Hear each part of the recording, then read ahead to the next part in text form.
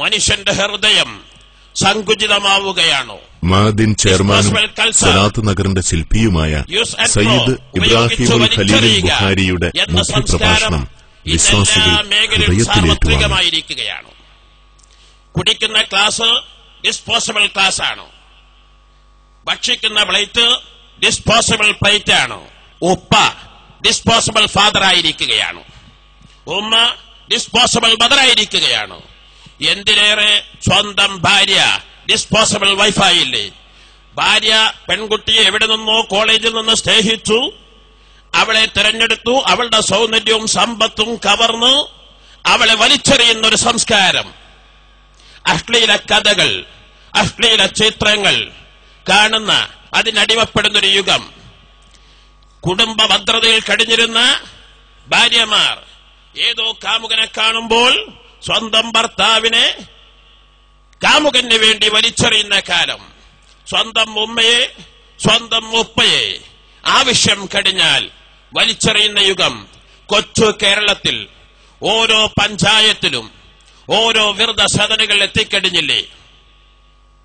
വലിയ വലിയ multi speciality ഹോസ്പിറ്റലുകൾ, എൽഡർ കെയർ റൂമുകൾ വന്നു കഴിഞ്ഞില്ലേ? വാപ്പയെ തള്ളിക്കളയുന്ന സംസ്കാരം, ഉമ്മയെ തള്ളിക്കളയുന്ന സംസ്കാരം.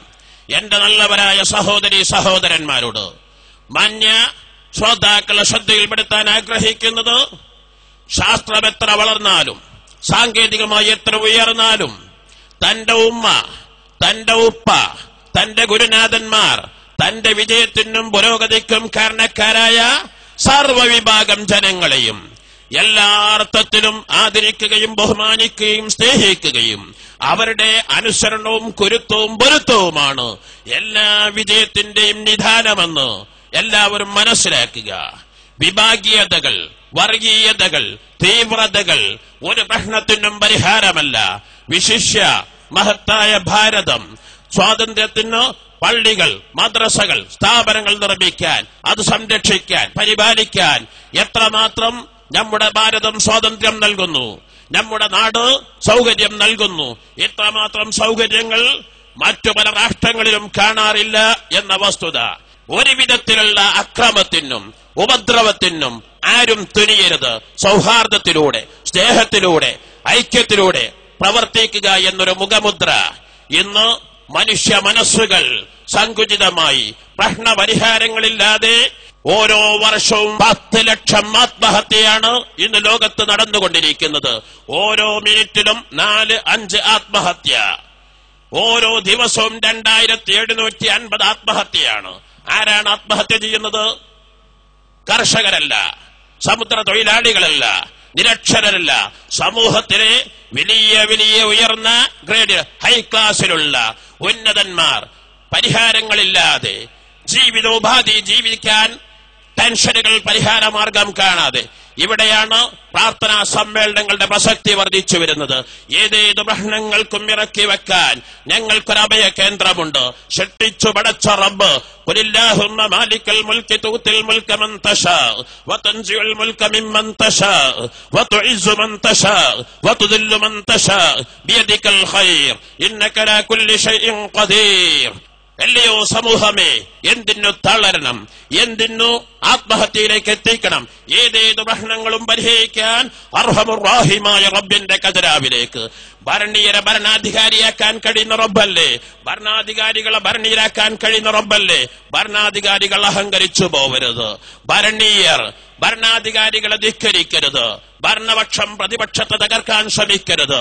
ഭരണപക്ഷം പ്രതിപക്ഷത്തെ അടിച്ചമർത്തരുത്. ഭരണപക്ഷവും പ്രതിപക്ഷവും ഭരണീയരും ഭരണാധികാരികളും ഞങ്ങൾ നാടിന്റെ ഐക്യത്തിന് വേണ്ടി പ്രവർത്തിക്കുന്നവരാണെന്ന ബോധമുണ്ടാവണം. ഭരണീയരാകുമ്പോൾ തളരരുത്, അവർ അസൂയപ്പെടരുത്. ഭരണാധികാരികളാകുമ്പോൾ അഹങ്കരിക്കരുത്. ആർക്കും ഭരണം നൽകുന്നവൻ റബ്ബാണ്. ആ ഭരണമെടുത്തു കളയാൻ ഭരണാധികാരികൾ എത്രയെത്ര സ്ഥാനഭ്രഷ്ടരാക്കി, എത്രയെത്ര അധികാരങ്ങൾ മാറ്റി. മഹാനായ താജുൽ ഉലമ നമുക്ക് നൽകിയ ഉപദേശ നിർദ്ദേശങ്ങൾ പോലെ നമ്മുടെ കൽബുകളിൽ, നമ്മുടെ ഹൃദയങ്ങളിൽ ലവലേശം കിബറുകൾ, അസൂയകൾ, ആരോടും വിദ്വേഷം, വൈരാഗ്യം, വെറുപ്പ് ഒരു കാലത്തും വന്നു പോവരുത്.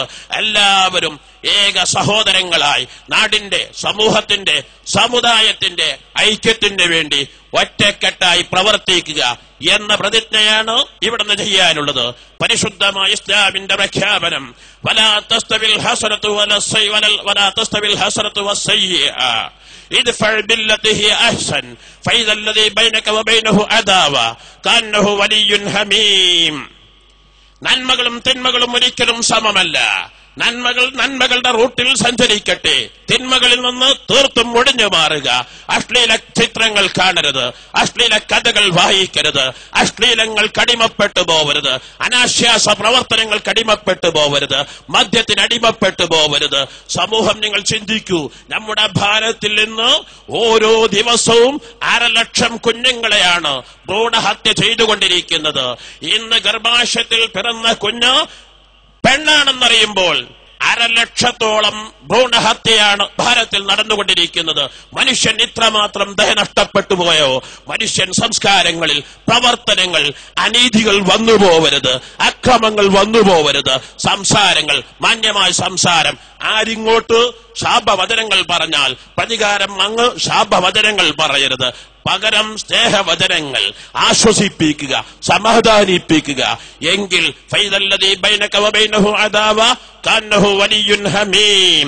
ഏത് ശത്രുവും, എത്ര വലിയ കഠിന വിരോധിയും നിന്റെ മിത്രങ്ങളാക്കി മാറ്റിയെടുക്കാൻ നിനക്ക് കഴിയുക തന്നെ ചെയ്യും. അങ്ങനെ ലഭിക്കണമെങ്കിൽ വമാ യുലഖാഹാ ഇല്ലല്ലദീന സബറു വമാ യുലഖാഹാ ഇല്ലാ ദു ഹവ്വിൻ നളീം.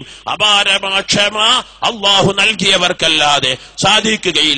ഈ ക്ഷമയാണ് പരിശുദ്ധമായ റമദാനു ശരീഫിലൂടെ 1 മാസക്കാലത്തോളം പട്ടിണി കിടന്ന് വികാരങ്ങൾ, വിചാരങ്ങൾ അടക്കി പിടിച്ച് എല്ലാ തിന്മകളിൽ നിന്നും മാറി 2 ദിവസം കഴിയുമ്പോൾ പെരുന്നാളോടുകൂടെ ഇവിടെ ആർജിച്ചെടുത്ത നല്ലതും കൈവിടുന്ന ഒരവസ്ഥ, തച്ചുടക്കുന്ന ഒരവസ്ഥ പ്രിയപ്പെട്ട മുഅ്മിനീങ്ങൾ ഒരിക്കലും വന്നു പോവരുത്.